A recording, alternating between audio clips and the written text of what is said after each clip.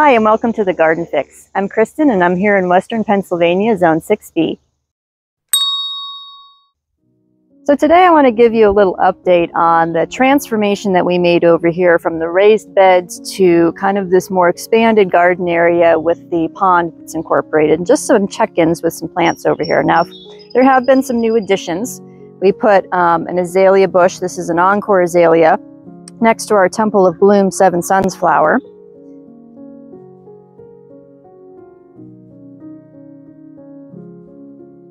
If you remember the video I made last month about my bluestone perennial order, a lot of those plants went into this location and they're doing pretty well. So one of the things I can show you right down here is the penstemon. Now I think this was the red penstemon. You can see it's just about to come into flower. It's going to be very nice. Aside from that order, back here this year I put in a Stand By Me clematis, which is a bush clematis.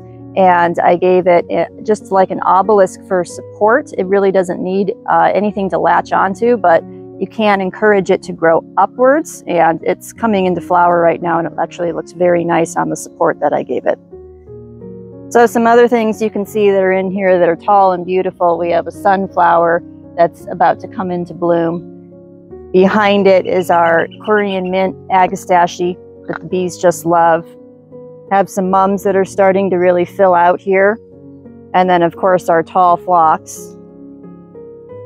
Back here we have the liatris that are coming into bloom, and this is another pollinator magnet. And then down here is another follow-up plant. So if you remember, I talked about this was a plant that was new to our garden. This is the Nadia, and it gets these really pretty like magenta or even almost burgundy pincushion flowers, and they were correct about the variegation of the leaves. It has like creamy white margins to the leaves, and I'm pretty happy with how it's looking so far. It's got a bunch more buds that are going to bloom, and it's going to look very nice. So, and then we can't go without mentioning the towering inferno of amethyst here, the Wisteria, which is looking very nice right now. Now, in the beginning of the year when we had a later frost, it really hit the flower buds, its first set of flowers, and they didn't do so well, and they came out kind of distorted.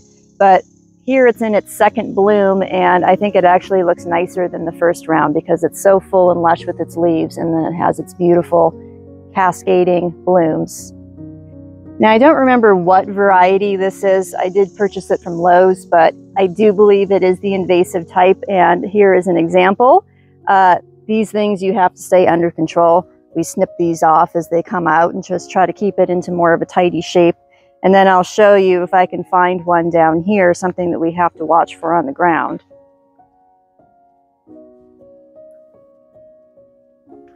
So here it sends out these runners along the ground, and they will just keep going until you pull them out. So we just simply have to yank these guys out as we see them. And as long as you stay on top of it, this plant is very manageable. You just have to be careful that it's not next to a neighbor's fence.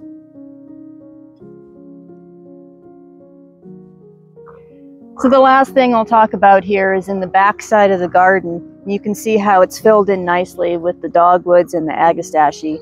We have a few perennials back here. I have a foxglove that actually is supposed to be a true perennial and not just a biennial, so I'm excited to see what this one does. We have a mum here, which is just a little runner that we relocated from another part of the garden. And then lastly, we have this heart-shaped brunnera back here that has big, beautiful, silvery foliage, and it is liking its home under the shade of the wisteria. So we'll pause there for now, and we'll give you updates as this area continues to transform through the rest of the season. Stay tuned in the next video. I'm going to give you some more follow-ups about some of the things that I started indoors from seeds and some of the bare bulbs that we planted that are summer bulbs. So hope to see you in the next video. Thank you so much for watching. If you haven't subscribed, please do. And until then, we'll see you in the garden.